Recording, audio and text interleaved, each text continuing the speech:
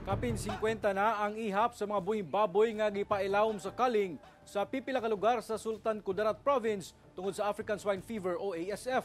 Dugang detalye sa report ni Justoni Humamil.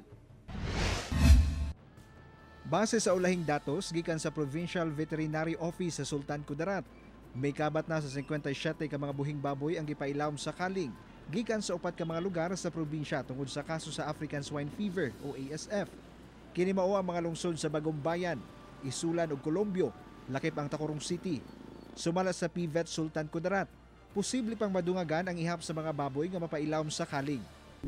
Napadayon ang among monitoring surveillance o ang among depopulation karong mga panahon na nalay tabanduan nga bawal mi karon magpagawas og bawal jud kayo sa Sultan Kudarat magpagawas og baboy, buhing baboy, karne og mga kanang mga na-process na karne sa baboy, bawal ipagawas sa Sultan Kudarat og bawal po magpasulod karon sa Sultan Kudarat. Gani miabot na sa kapin 400,000 pesos ang danyo sa probinsya tungod sa ASF. Hinuon dili apektado sa ASF ang General Santos City. Gani gipaklaro sa Meat Vendors Association nga bastante ang supply sa karneng baboy sa syudad. Okay, so ganito.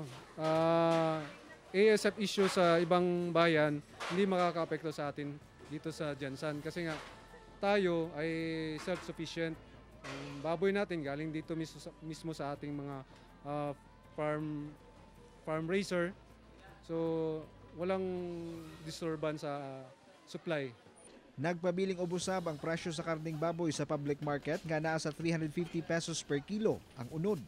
Samtang 370 pesos per kilo ang tiyan o pork belly.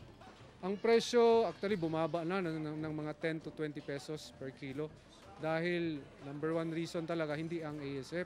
Matumal ngayon kaya medyo sobra-sobra din ang supply ng baboy natin dito sa Jansan. Kamatikdan sab ang gipatumang hugot nga ASF checkpoint pasulod sa syudad aron malikay sa maong sakit ang swine industry sa syudad. Kauban si Bong Vicencio sa kamera.